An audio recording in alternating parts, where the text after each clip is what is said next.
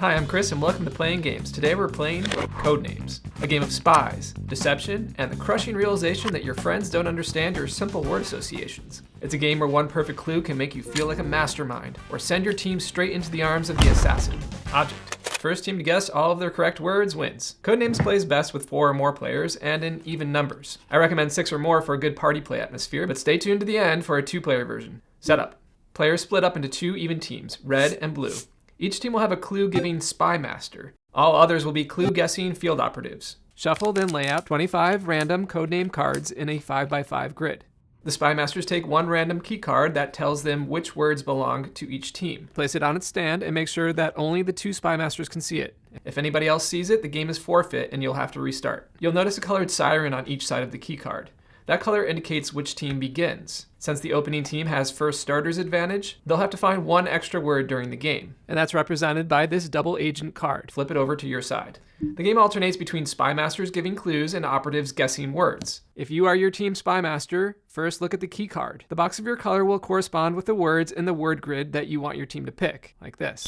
The orientation is not flexible. The top of the key card shows you the row furthest from you, and the bottom of the card shows you the word grid row closest to you. If you make a mistake, the other Spymaster can enforce the rules. Turn actions. First off, the Spymaster gives a clue. They can say a 1 and only 1 word clue followed by 1 number. For example, Ocean 2. The word should relate to 1 or more codename cards their team needs to guess. The number tells how many words on the board relate to that clue. Also, how many guesses they can make that turn. Next, field operatives guess after consulting with one another. One person touches a card to make the guess. Once a card has been touched, there's no going back, so make sure everyone agrees.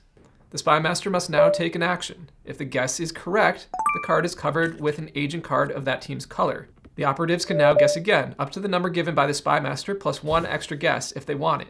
And the sides don't matter, just as long as it's the right color. Note that if they guess a card that is in their color, but it wasn't the Spymaster's intended card, the team still gets it. However, the Spymaster cannot tell them whether it was the intended word or not. As the Spymaster, you're basically a mute during most of the gameplay.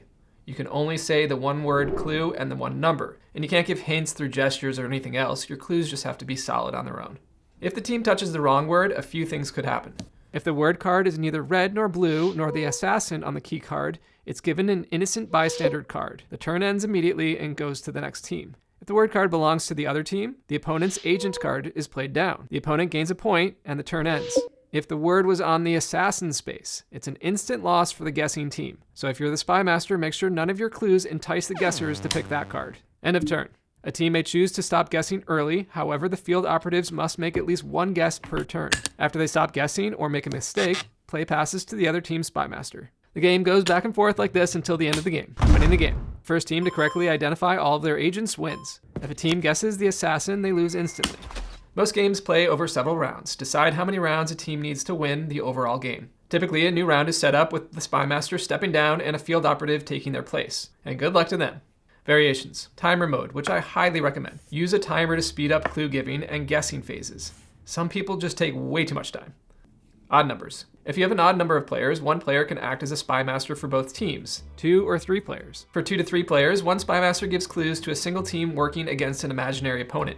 On the opponent's turn, the Spymaster will cover 1 of their words with their color.